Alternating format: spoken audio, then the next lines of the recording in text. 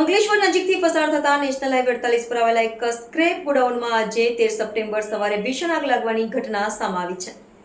નવજીવન hotel પાસે આવેલા આ ગોડાઉનમાં અચાનક આગ ફાટી નીકળી હતી અને જોતજોતામાં આગે વિકરાળ સ્વરૂપ ધારણ કર્યું હતું।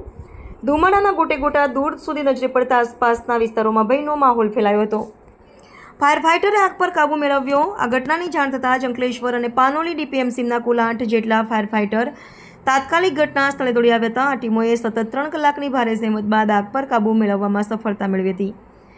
આગના પગલે ઘટના સ્થળે લોકોના ટોળા એકઠા થઈ ગયા હતા, જેને કાબૂમાં લેવા માટે પોલીસનો કાફલો પણ પહોંચી ગયો હતો।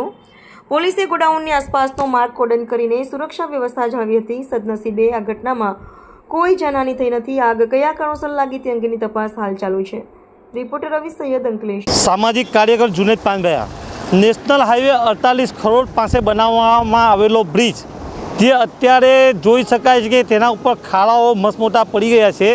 મસ્ત મોટા ખાડા પડી જવાના લીધે ત્યાં એક્સિડન્ટનો ભય ઉત્પન્ન થયેલો છે। એક્સિડન્ટનો ભય ઉત્પન્ન થયો છે અને ગાડીઓના કમાનો તૂટી જવાનો ભય ઉત્પન્ન થયો છે, જેથી ગાડીવાળા લોકો નીચેથી જવા સર્વિસ રોડ વાપરવા મજબૂર છે। સર્વિસ રોડ નીચે વાપરવાના કારણે નીચે ટ્રાફિકના દ્રશ્યો દેખાઈ રહ્યા છે। ઉપર એટલા મસ્ત મોટા ખાડા જ પડી ગયા છે કે જે ખાડાના લીધે વરસાદ પડે તો ખાબોચિયા ભરાઈ જાય છે અને એક્સિડન્ટનો ભય ઉત્પન્ન થાય છે। અને અત્યારે હાલમાં વરસાદ નથી ત્યારે ધૂળ ડમણીનું સામ્રાજ્ય બની ગયું છે।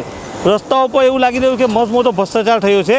થોડાક જ દિવસમાં જો બન્યો હોય બ્રિજ અને થોડાક જ દિવસમાં આટલા મોટા ખાડા પડી ગયા હોય, ડિવાઈડર પર તિરાડર પડી ગયા હોય, તો ત્યારે મારે તંત્રને અપીલ છે કે આના પર કાર્યવાહી કરવામાં આવે। જવાબદાર કોન્ટ્રાક્ટર અને અધિકારી પર એક્શન લેવામાં આવે અને ખાડાઓને પૂરવામાં આવે।